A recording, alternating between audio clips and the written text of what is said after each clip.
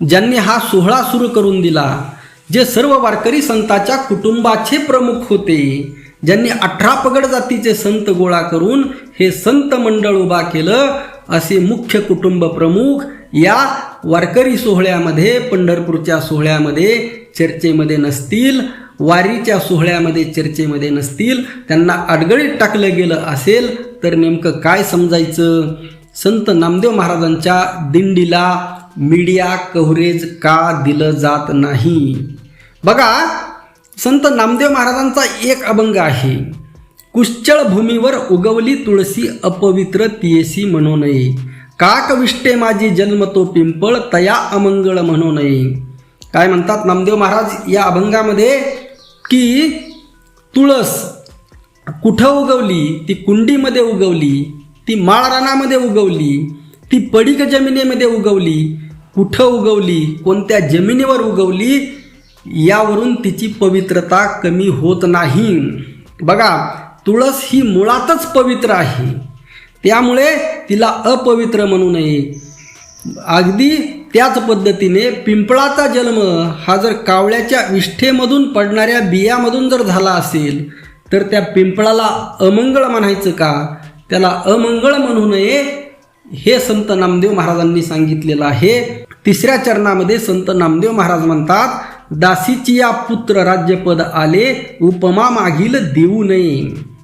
एखादा राजा जर दासीचा पुत्र असेल आणि तो जर राजा झाला तर काही लोकांना खुडे असतात, मागचं काहीतरी काढायचं, परंतु सध्या तो राजा आहे, गादीवर आहे, त्याला सगळे अधिकार आहेत कायद्याने, तर त्याला मागील उपमा देऊ नये. तो राजा आहे, त्याचा यथोचित सन्मान राजा म्हणूनच झाला पाहिजे.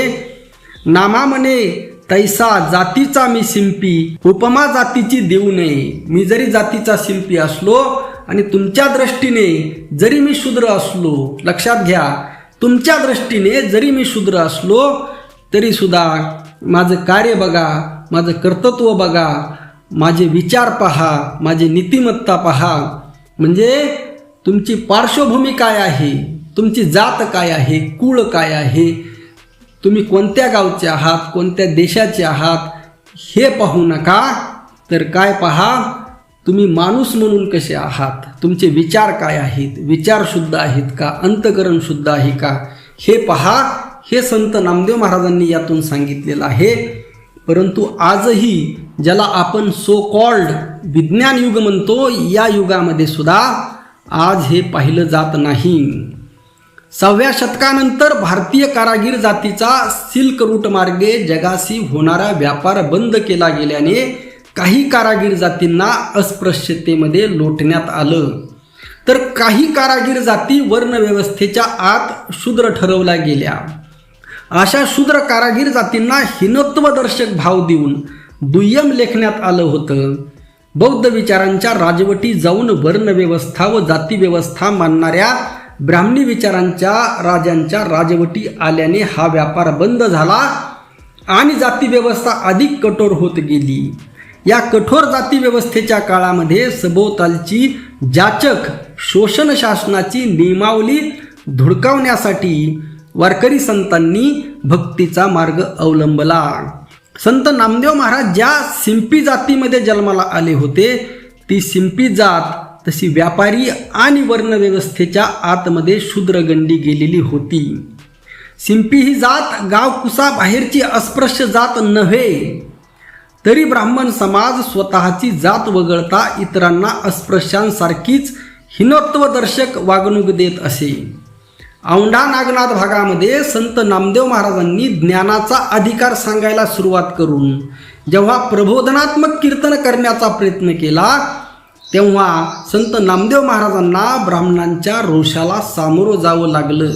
तुम्ही शूद्र आहात, तुम्हाला हे अधिकार नाहीत, असं म्हणत नामदेव महाराजांचे कीर्तन बंद पाडण्यात आले होते. त्यांना औंढा नागनाथाच्या मंदिरामधून हाकलून लावण्यात आलं होतं. त्याबद्दल संत नामदेव महाराजांनी गुरुग्रंथ साहेब या ग्रंथामध्ये सुद्धा या प्रसंगाचं वर्णन केलेलं आहे. तसंच आपल्या गाथेमध्ये हिंदी अभंगामध्ये सुद्धा हा प्रसंग नोंदवला गेलेला आहे. काय म्हणतात नामदेव महाराज? हीन दीन जाती मोरी पंढरी के राया, ऐसा नामा दर्जी तूने कायको बनाया. नामदेव महाराज येथे पहिल्या चरणामध्ये पांडुरंगाकडे तक्रार करतात की हे लोक माझ्या जातीला हीन मानतात, शूद्र मानतात, दीन मानतात. मग अशी शूद्र जाती व्यवस्था, अशा शूद्र जाती, अशा हीन जाती, अशा दीन जाती हे देवा तू का बनवल्यास. पुन्हा नामदेव महाराज म्हणतात, टाळ आणि विना घेऊन नामदेव महाराज पण त्या मंदिरामध्ये गेले पूजा करण्यासाठी, कीर्तन करण्यासाठी, भजन करण्यासाठी. तर तेथील ब्राह्मणांनी त्यांना बाहेर हाकललं. पूजा करते ब्राह्मण उनेने बाहेर ढकाया. मग नामदेव महाराज देवळाच्या पाठीमागे गेले. देवल के पीछे नामा अल्लग पुकारे, जिदर जिदर नामा उदर उदर देऊल ही फिरे. मग जिकडं नामदेव महाराज गेले तिकडं लोक येऊ लागले आणि देऊळही तिकडं फिरलं. नाना वर्ण गवा उनका एक वर्ण दूध, तुम कहा के ब्राह्मण हम कहा के सूद. अनेक वर्णाच्या अनेक रंगाच्या गायी असतात, परंतु त्या सगळ्यांचं दूध एक असतं. त्या काळामध्ये, तत्कालीन काळामध्ये जी काही साधनं होती त्याच्या आधारे एक गायीचं उदाहरण तुमच्या समोर दिलेलं आहे. अनेक रंगाच्या गायी जरी असल्या तरी त्यांचं दूध एक असतं. अगदी त्याच पद्धतीने आजच्या काळामध्ये तर विज्ञानाने, ज्याला आपण सो कॉल्ड विज्ञान युग म्हणतो, आजच्या काळामध्ये हे सिद्ध झालेलं आहे की जातीच्या आधारे, धर्माच्या आधारे, वंशाच्या आधारे, कुळाच्या आधारे भेद मानणं हा निव्वळ मूर्खपणा आहे, हास्यास्पद आहे. परंतु त्या काळामध्ये ही वैज्ञानिक परिमाणे नसताना सुद्धा नामदेव महाराजांनी दिलेलं उदाहरण अत्यंत समर्पक असं उदाहरण दिलेलं आहे. नामदेव महाराज म्हणतात, मन मेरी सुई तनु मारा धागा, खेचर जी के चरण पर नामा सिंपी लागा. औंढा नागनाथाच्या मंदिरामध्ये जाऊन कीर्तन करण्याचा प्रयत्न करणाऱ्या संत नामदेव महाराजांना हीन जातीचा म्हणून हिणवण्यात आलं होतं. शूद्र म्हणून मंदिरामध्ये कीर्तन करून दिलं नाही.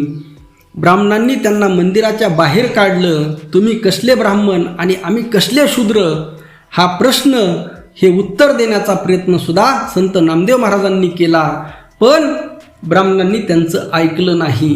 केवळ या एकाच प्रसंगावरून नव्हे तर संत नामदेव महाराजांच्या इतरही अभंगामध्ये त्यांना हीन लेखल्याचे उल्लेख आढळत आहेत.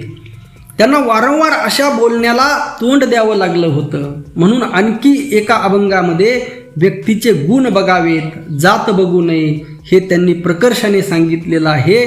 स्वच्छ नसलेल्या भूमीवर तुळस उगवली म्हणून तुळशीला अपवित्र म्हणू नये.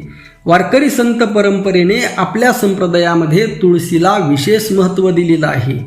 शिवाय विज्ञान ही तुळशीला औषधी वनस्पती मानते. या दोन्ही कारणांनी तुळस पवित्र आहे.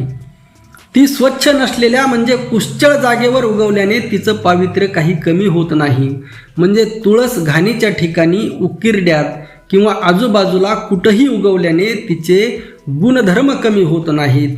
तात्पर्य काय तर तिच्या गुणवत्तेवर आणि गुणधर्मावर कुठलाही परिणाम होत नाही. तसंच काही वृक्ष असे आहेत की त्यांचं बी लावल्याने ते झाड उगवत नाही, त्यांचे रोपटं होत नाही. त्या कावळ्याने किंवा काही विशिष्ट पक्ष्यांनी त्या झाडाचे फळ खाल्लं आणि त्यांच्या विष्ठेतून बाहेर आलेल्या बियातून ते झाड उगवतं. जसं वडाचं, पिंपळाचं झाड, पक्ष्याची विष्ठा खडकावर पडली तरी ते झाड विष्ठेतील बियातून खडकावर उगवतं. एवढा चांगला पिंपळ वृक्ष किंवा वडाचं झाड पक्ष्याच्या विष्ठेमधील बियापासून उगवतं म्हणून काय त्या झाडाचं महत्त्व कमी होत नाही, ते अपवित्र होत नाही. म्हणून संत नामदेव महाराज सांगतात की कावळ्याच्या विष्ठेतून उगवलेल्या पिंपळाला अमंगळ किंवा वाईट म्हणू नये. शिवाय शौर्य, कर्तृत्व, पराक्रम अशा काही गुणांच्या आधारे दासीच्या मुलाला जर राजपद मिळालं असेल तर त्याला दासीचा मुलगा म्हणून हिणवू नये. त्याचं शौर्य पहा, कर्तृत्व पहा, पराक्रम बघावा, जागोजागी व्यक्तीचे गुण बघावेत. अगदी त्याचप्रमाणे संत नामदेव महाराज म्हणतात की मी सिंपी जातीत जन्मलो म्हणून मला जातीवाचक हिणवू नका. माझी जात न बघता माझं कार्य बघा, कर्तृत्व बघा, गुण बघा. माझी जात काढण्याचं काहीही कारण नाही. या अभंगावरून संत नामदेव महाराजांचा स्वभाव, त्यांचे विचार लक्षात येतात. ते गुणवत्तेला प्राधान्य देणारे होते. त्यांच्यासाठी जात दुय्यम होती. जातीला नाकारत त्यांनी व्यक्तीच्या गुणांना प्राधान्य दिलं. ही मध्ययुगीन भारतातील अत्यंत उंचीवरील आणि गौरवपूर्ण घटना आहे. संत नामदेव महाराज हे भेदभावी वर्तनाला नकार देत होते. तेही सुरुवात स्वतःपासून करतात. संत जमवताना त्यांनी गुणवत्तेवरच सर्वांना जवळ केलं. कुणाचीही जात पाहिली नाही किंवा जातीवरून कुणाला हीन लेखलं नाही.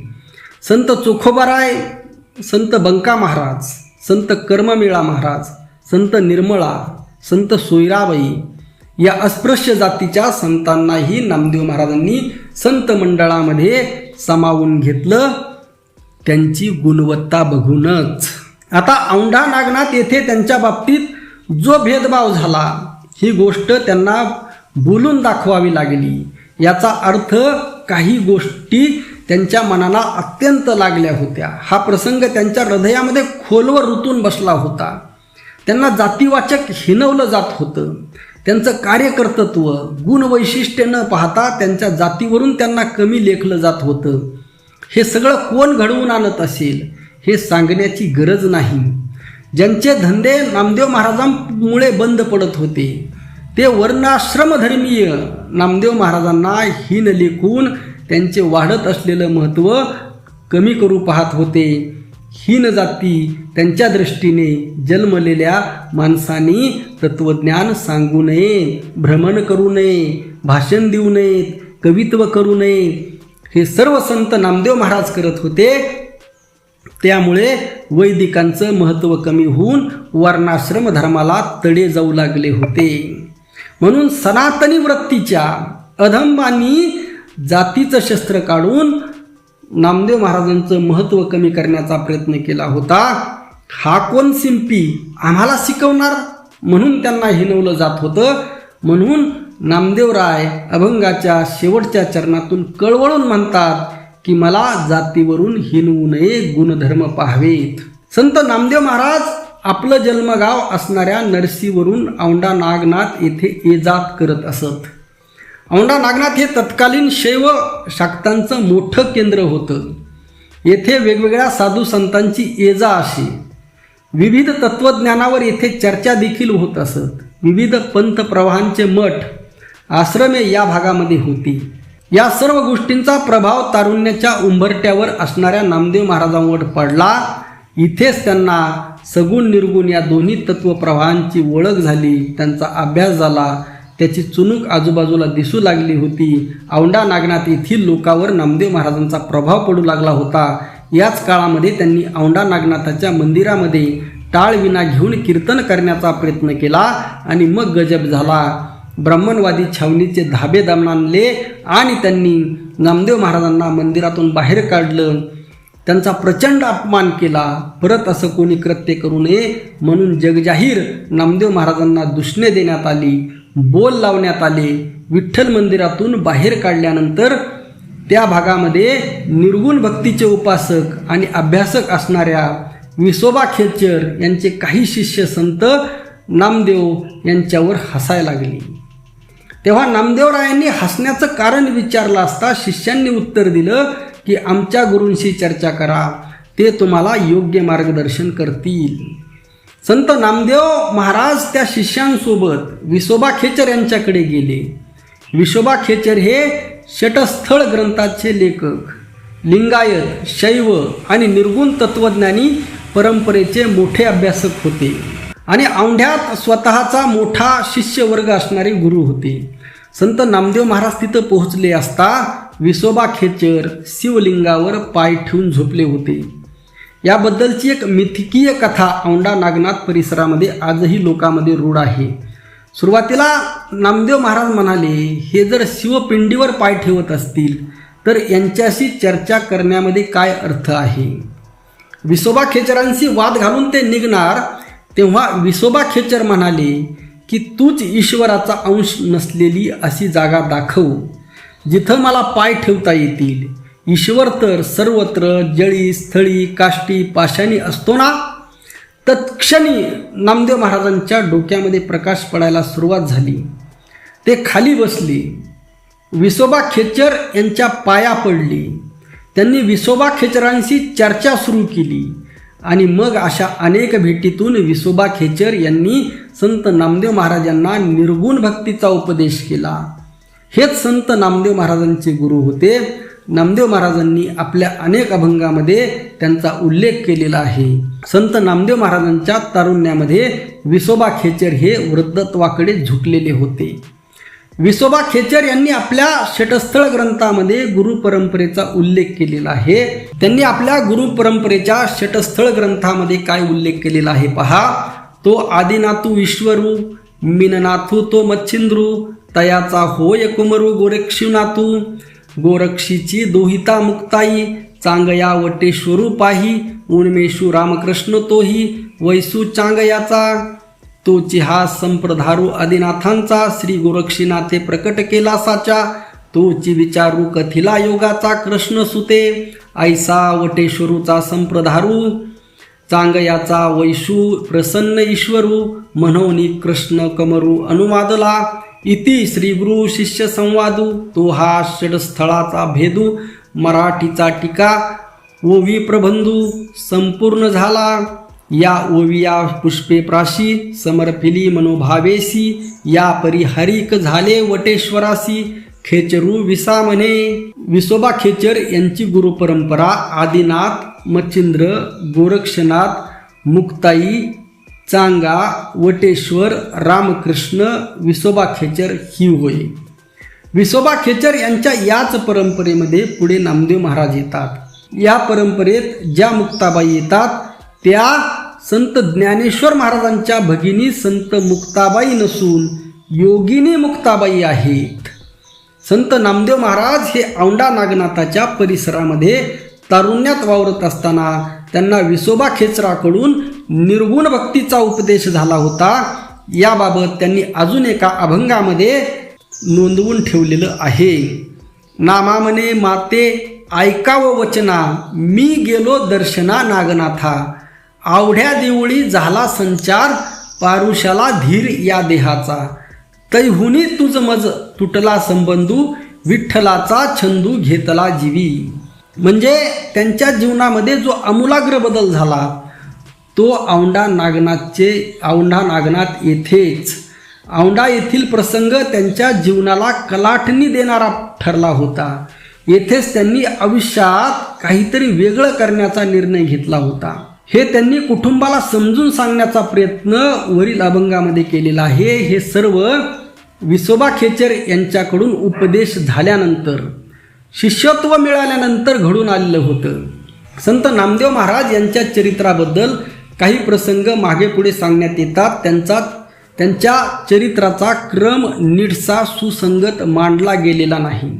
नामदेव महाराजांचं बालपण आणि तारुण्य ज्या भागामध्ये गेलं तिथंच त्यांच्या निर्गुण भक्तीचे उपासक विसोबा खेचरांकडून गुरुपदेश झाला. नरसी आणि औंढा परिसरामध्ये नामदेव महाराज खूप काळ राहिले होते. पुढे पंढरपूर भागामध्ये आल्यानंतर त्यांनी संत मंडळ उभा करायला सुरुवात केली होती. कारण औंढा भागामध्ये वावरताना त्यांचे जे अभंग आहेत त्यात एकाही संतांचा उल्लेख नाही.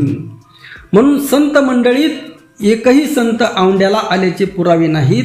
म्हणजे संत नामदेव महाराजांनी संत मंडळ उभे करण्याच्या आधी या भागामध्ये विसोबा खेचर यांना भेटले होते, जेव्हा त्यांचं संपूर्ण कुटुंब नरसी गावी राहत होतं. संत नामदेव महाराजांच्या चरित्रामध्ये संत मुक्ताबाई यांनी संत नामदेव यांचं कच्चं मडकं म्हणणे आणि संत गोरोबा काकांनी त्यांना धोपटणं हाणणे, त्यानंतर विठ्ठलाच्या सांगण्यावरून संत नामदेव यांनी औंढ्याला येऊन विसोबा यांना गुरु करणं, हे सर्व अभंग प्रक्षिप्त असल्याचे संशोधक नंदक रहाणे यांनी सप्रमाण सिद्ध केलेलं आहे. कारण संत गोरोबा काका यांच्या अभंग गाथेमध्ये हा प्रसंग नाही. संत एकनाथ महाराजांनी संत नामदेव महाराज यांचं चरित्र लिहिलेलं आहे, त्यात सुद्धा हा प्रसंग नाही. आणि नामदेव गाथेमध्ये पूर्व पार्श्वभूमी न देता हे अभंग अचानक सुरू होत आहेत. त्यामुळे संत नामदेव महाराजांचं मोठेपण खुजे करणारे हे अभंग नंतर घोषवण्यात आलेले आहेत. संत नामदेव महाराज विसोबा खेचर यांच्या मार्गदर्शनाने सर्व तयारी करूनच औंढ्यावरून मार्गस्थ झाले होते. त्यानंतर त्यांनी संत मंडळ उभा केलं.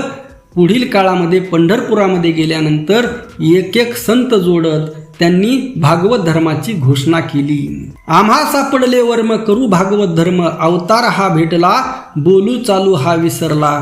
अरे हा भावाचा लंपट सांडूनी आलासे वैकुंठ, संत संगती साधावा धरोनी हृदयी बांधावा.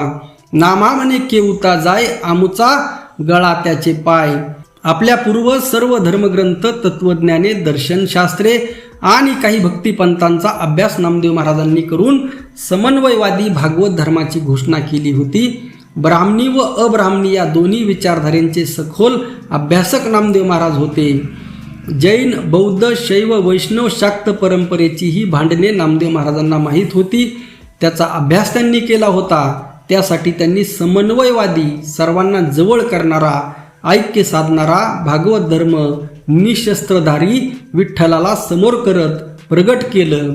वैदिक धर्माचे, पुराणकथांचे दाखले त्यांनी वेळोवेळी दिले. पण तीच वैदिकांची वर्णाश्रम धर्माची प्रचलित वाट मात्र त्यांनी चोखंदळली नाही. नवीन वहिवाट त्यांनी निर्माण केली. स्वतंत्र धर्मनिर्मितीच्या बाबतीत आपली एक विचारधारा असावी लागते. स्वतःचं साहित्य असावं लागतं. धर्माचं घोषवाक्य आणि धर्माचा ध्वज असावा लागतो. आणि सर्वात महत्त्वाचं म्हणजे धर्माचा एक प्रेरणा पुरुष आणि एक जमण्याचं ठिकाण असावं लागतं. सत्यशोधक धर्माच्या स्थापनेच्या वेळी या सर्व अटींची पूर्तता राष्ट्रपिता महात्मा ज्योतिराव फुले यांनी केलेली होती.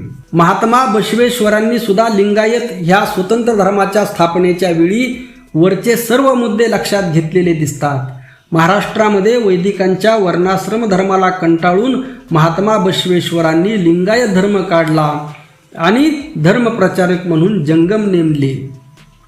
अगदी तसंच जातीव्यवस्था, अस्पृश्यता आणि शोषणाला कंटाळून संत चक्रधर स्वामी यांनी परधर्म, प्रतिती धर्म काढला आणि प्रचारकास महानुभव म्हटलं. अगदी याच धर्तीवर महाराष्ट्रात तिसरा धर्म उदयाला आला. तो म्हणजे संत नामदेव महाराजांच्या कार्यकर्तृत्वातून परतल्या श्रुती, म्हणती नेती नेती आम्हा गाता गीती सापडले. तुमच्या वेदांना, पुराणांना आणि श्रुतींना सापडलं नाही, त्यांना परतून यावं लागलं. ते आम्हाला सहज गीत गाताना सापडलेलं आहे. असं म्हणत नामदेव महाराजांनी वैदिकांच्या उणिवा दाखवल्या, त्यांच्यावर टीका केली. अवजड कर्मकांडामध्ये ईश्वर मिळत नाही, म्हणून तुमचं सगळं कर्मकांडी तत्वज्ञान बिनकामी आहे. असं म्हणत संत नामदेव महाराजांनी नवीन घोषणा केली, आम्हा सापडले वर्म करू भागवत धर्म. आम्हाला आमचं वर्म सापडलेलं आहे आणि आम्ही आमचा स्वतंत्र भागवत धर्म स्थापन करणार आहोत. भागवत म्हणजे भगवंताचा भक्त. कर्मकांडी यज्ञयागी परंपरा नाकारत थेट भक्तीची परंपरा नामदेव महाराजांनी पुनर्जीवित केली. ईश्वर आणि भक्त यामध्ये मध्यस्थ नको. देव हा भोळ्या भावाचा भुकेला असतो. हा भागवत धर्माचा केंद्रबिंदू आहे. हाच नामदेव महाराजांच्या संपूर्ण धडपडीचा आशय होता. त्यांनी वैदिकांच्या व्यवस्थेला नाकारून वर्णाश्रम धर्म मोडीत काढून नवा धर्म स्थापन केला. भागवत धर्माची प्रेरणा विठ्ठल होय. ध्वज हा भगवा ध्वज, घोषवाक्य राम कृष्ण हरी, जमण्याचं ठिकाण पंढरपूर, चंद्रभागा. हे सर्व करताना भागवत धर्माच्या प्रचारकांना वारकरी म्हटलं गेलेलं आहे. भागवत धर्माची नियमावली घालून देताना नामदेव महाराज तुकोबारायांनी इतर कोणत्याही देवी देवतांना, तीर्थक्षेत्रांना मानू नये, एकमेव पांडुरंगाची भक्ती करावी असं वारंवार सांगितलेलं आहे. एकविधा भक्तीचे कठोर नियम संतांनी सांगितलेले होते. वैदिकांच्या वर्णाश्रमधर्मी ब्राह्मणी व्यवस्थेच्या कोणत्याही देवांना संतांनी उपास्य मानलेलं नाही. त्यामुळे नामदेव महाराजांनी करू भागवत धर्म ही स्वतंत्र घोषणा केलेली आहे. हा कोणत्याही धर्माचा पंथ नव्हे, मार्ग नव्हे किंवा भागही नव्हे. आज वारकरी पंथ किंवा संप्रदाय हे शब्द वापरून भागवत धर्माचं ब्राह्मणीकरण चालू आहे. भागवत धर्माचे प्रचारक म्हणजे वारकरी होय. शब्दांचे वार करणारे ते वारकरी अशा पद्धतीने अनेकेश्वरवाद नाकारून एकेश्वरवादावर आधारलेला समताधिष्ठित मूल्यांची जोपासना करणारा नवा भागवत धर्म संत नामदेव महाराजांनी महाराष्ट्रामध्ये स्थापिला. पंजाबमध्येही शीख धर्माच्या स्थापनेमध्ये त्यांचा मोठा सिंहाचा वाटा आहे. स्वतंत्र 2 धर्माच्या स्थापनेमध्ये संत नामदेव महाराजांचं नाव घेतलं जातं. नामदेव महाराजांचा विचार हाच भागवत धर्माचा पहिला विचार आहे. अंधश्रद्धा, कर्मकांड, अनेकेश्वरवाद, मूर्तीपूजा, मोक्ष, स्वर्ग, पुनर्जन्म असल्या बाष्कळ आणि खोट्या गोष्टींच्या विरोधामध्ये संत नामदेव महाराजांनी भागवत धर्माच्या माध्यमातून आवाज उठवला होता. विटा बनवण्यासाठी पहिल्यांदा सुताराकडून एका व्यवस्थित आकाराचा साचा बनवून घ्यावा लागतो. एकदा का तो साचा बनला की मग त्या साच्यातून कितीही विटा बनवता येतात.